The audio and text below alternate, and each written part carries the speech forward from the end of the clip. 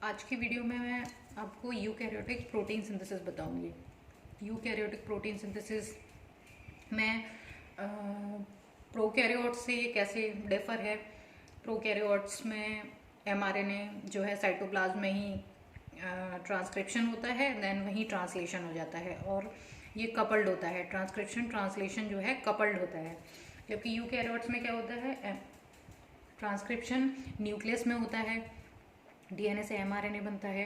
Further mRNA में transcriptional post transcriptional modifications होते हैं, 5' कैपिंग, पॉलीएटेल जो होता है। पोस्ट ट्रांसक्रिप्शनल मॉडिफिकेशन इसीलिए होते हैं कि जो एमआरएनए बनता है, एमआरएनए जब न्यूक्लियस से साइटोप्लाज्म में आता है फॉर द प्रोटीन सिंथेसिस, जिससे उस साइटोप्लाज्म में आने के बाद उसका जो एंडोन्यूक्लियसेस वगैरह होते हैं उसको डिग्रेड ना कर दें, इसलिए को 5' कैपिंग और पॉलीएटेल टेलिंग की जाती है। 5' कैप और पॉलीएटेल फॉर्मेशन के मैंने फंक्शंस भी आपको बताए थे कि एक्सोन्यूक्लियस से डिग्रेड होने से बचाते हैं। दूसरा ये 5' कैप और ये पॉलीएटेल जो है राइबोसोम पे पर्टिकुलरली बाइंडिंग साइट को रिकॉग्नाइज करते हैं। तो ये जो दो डिफरेंस हैं प्रोकैरियोट से, और इसमें एक ये भी है कि ये साइटोप्लाज्म में आता है एमआरएनए, देन प्रोटीन सिंथेसिस होती है। अब आते हैं हम यूकैरियोटिक प्रोटीन सिंथेसिस पे। यूकैरियोटिक प्रोटीन सिंथेसिस में सबसे पहले वो स्टेप्स आपको पता ही हैं, initiation, elongation and termination. Initiation में क्या होता है, प्रोकैरियोट्स में क्या था, शाइन डालगेरनो सीक्वेंस था। यहाँ पे कौन सा सीक्वेंस होता है, कोजेक सीक्वेंस। कोजेक सीक्वेंस ये कंजर्व सीक्वेंस है, ACCAUGG, this is Kozak sequence. ये जो है यहाँ पे जो ये सीक्वेंस जो है एमआरएनए में प्रेजेंट होता है, ये आप देखो। और इसको जो है 40S सब यूनिट, जो जैसे IRES internal ribosome entry site, यहाँ पे 40S सब यूनिट इसको रिकॉग्नाइज करती है, ठीक है। 40S सब यूनिट, उसमें आपको याद हो 30S थी, और यहाँ पे ये जो है स्मॉलर सब यूनिट 40S जो है इसको रिकॉग्नाइज करती है। इसको हम जो रिकॉग्निशन साइट होती है इसको हम कहते हैं इंटरनल राइबोसोम एंट्री साइट। ये क्या है, कोजेक सीक्वेंस। कोजेक सीक्वेंस जो है इसी में इनिशिएशन कोडॉन प्रेजेंट है, जैसे AUG। वहाँ पे क्या था प्रोकैरियोट्स में, जो शाइन डालगेरनो सीक्वेंस था उससे मतलब जो AUG मतलब इनिशिएशन कोडॉन से 10 बेस पेयर अपस्ट्रीम प्रेजेंट था शाइन डालगेरनो सीक्वेंस। जबकि यूकैरियोट्स में क्या होता है, कोजेक सीक्वेंस जो है इसी कोजेक सीक्वेंस में ही इनिशिएशन कोडॉन प्रेजेंट होता है। ये देखिए आप, AUG। अब जो है इनिशिएशन जो है यहीं से शुरू होगा। तो इस तरीके से ये एमआरएनए है, यूकैरियोटिक एमआरएनए। 5' कैप होती है, 7 मिथाइल गुआनोसिन और पॉलीएटेल। अब ये स्मॉलर सब यूनिट 40S जो है इसको रिकॉग्नाइज करती है, कोजेक सीक्वेंस को। इसमें इनिशिएशन में वहाँ क्या था, 3 फैक्टर थे। यूकैरियोट्स में इनिशिएशन फैक्टर जो होते हैं वो 12 होते हैं, 12 फैक्टर्स। 12 फैक्टर्स इसलिए क्योंकि इसमें 5' कैपिंग होती है और टेल होती है। इसको भी 5' कैप को भी तो रिमूव किया जाएगा ना, तो इसलिए इसमें initiation factor, number of initiation factor जो है ज़्यादा होते हैं। सबसे पहले क्या होता है, 40S स्मॉलर सब यूनिट, मैंने आपको यूकैरियोटिक राइबोसोम बताया था 60S और 40S, स्मॉलर सब यूनिट थी 40S।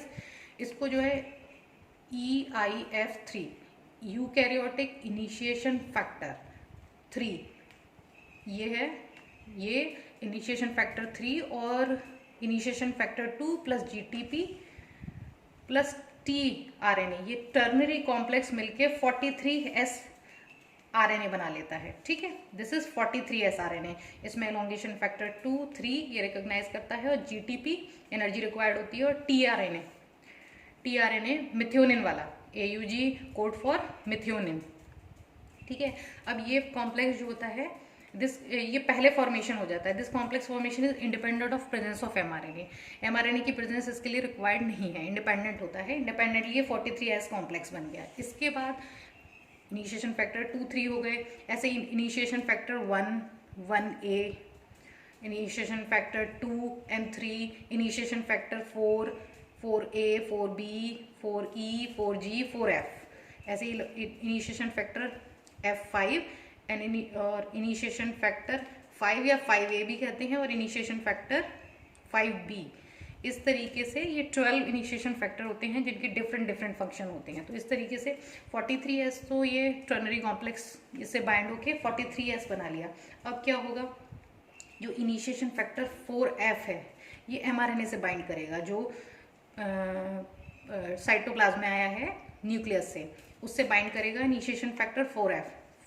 4G का क्या काम है ये देखिए आप, 4F, 4G, 4E और 4A, ये जो है 5 प्राइम कैप और पॉली ए टेल ऐसे लूप लाइक स्ट्रक्चर बन जाता है। यहाँ पर ये इनिशिएशन फैक्टर्स बाइंड करते हैं। इनिशिएशन फैक्टर 4F मैंने बताया आपको, वो रिकॉग्नाइज करता है mRNA को, उसे बाइंड करता है। नेक्स्ट 4G क्या करता है, स्कैफोल्ड प्रोटीन की तरह काम करता है। स्कैफोल्ड प्रोटीन मीन्स एक बेस की तरह काम करता है, अदर फैक्टर्स इसी पर अटैच होते हैं। ये 4E क्या काम है, ये कैप बाइंडिंग प्रोटीन है, कैप पे बाइंड करता है। और 4A में हेलिकेज एक्टिविटी होती है जो अनवाइंड करता है 5 प्राइम कैप को। अब 5 प्राइम जो मिथाइल गुआनोसिन है इसको भी तो रिमूव किया जाएगा, तो इस हेलिकेज एक्टिविटी होती है, मतलब बॉन्ड ब्रेक करता है। और 4B जो होता है वो हेलिकेज जो 4F की एक्टिविटी को स्टिमुलेट करता है। इस तरीके से ये अलग अलग इनिशिएशन फैक्टर के अलग अलग फंक्शंस हैं। नेक्स्ट है initiation factor 1 eukaryotic, E for you, eukaryotic initiation factor 1 and 1A। ये क्या करता है, जो प्री इनिशिएशन कॉम्प्लेक्स 43 जो S बना था इस कॉम्प्लेक्स को mRNA पे बाइंड करता है। ये देखो आप, ठीक है, ये बाइंड करता है और ऐसे मूव करते हुए पॉलीपेप्टाइड चेन फॉर्मेशन होता जाता है एलोंगेशन के द्वारा। और इसका क्या काम है इनिशिएशन फैक्टर 1 एंड 1A का, कि प्री इनिशिएशन कॉम्प्लेक्स 43S और mRNA वो इससे बाइंड कर जाता है। और इसका एक फंक्शन ये भी है, और AUG कोडोन को स्कैन करता है, scan the AUG initiation codon.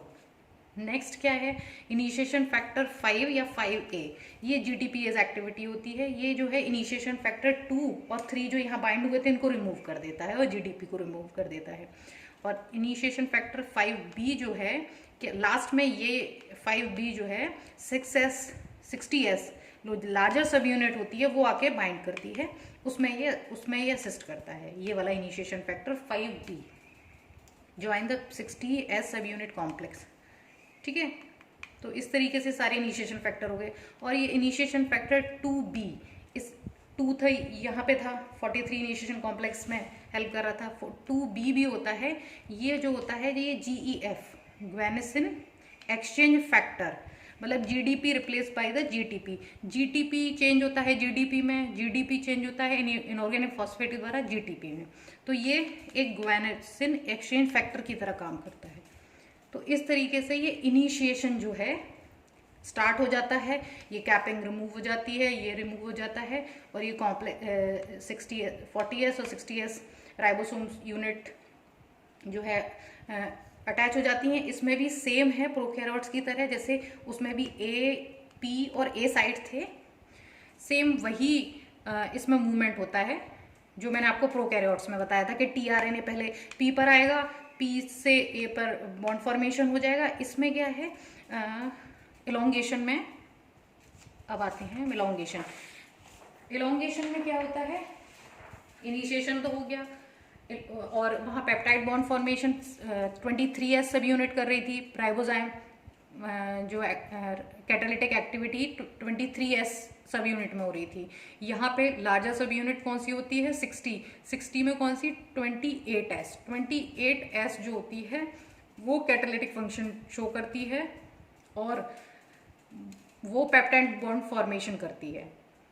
आप प्रोकैरियोट्स वाला देखेंगे बिल्कुल सेम होता है, बस यहाँ पे जो फैक्टर्स हैं वो अलग अलग हो गए हैं। एलोंगेशन बस इनिशिएशन थोड़ा सा कॉम्प्लेक्स है क्योंकि वहाँ 5 इसमें यूकैरियोट्स में 5 प्राइम कैपिंग और पॉली ए टेल फॉर्मेशन होता है। और इलोंगेशन में सिमिलर है, जैसे उसमें इलोंगेशन फैक्टर TU था, इसमें TS था और इलोंगेशन फैक्टर G था। उसकी जगह बस ये elongation factor 1A, elongation factor 1B और इलोंगेशन फैक्टर 2 बिल्कुल सेम फंक्शन करते हैं जैसे प्रोकैरियोट्स में था। ये भी साइक्लिक है प्रोसेस, ठीक। ठीक है, जैसे उसमें जीटीपी अटैच होता था, टी साइड पे आता था, ट्रांसलोकेशन जी कर रहा था, यहाँ पे एलोंगेशन फैक्टर 2 कर रहा है। और टर्मिनेशन में क्या होता है, इसमें केवल 2 रिलीजिंग फैक्टर होते हैं, releasing factor 1 and releasing factor 3। इसमें रिलीजिंग फैक्टर जो तीनों टर्मिनेटिंग कोडोन को रिकॉग्नाइज करता है 1, और 3 का फंक्शन जो है क्लियर नहीं है। तो इस तरीके से आपका यूकैरियोटिक प्रोटीन सिंथेसिस हो गया।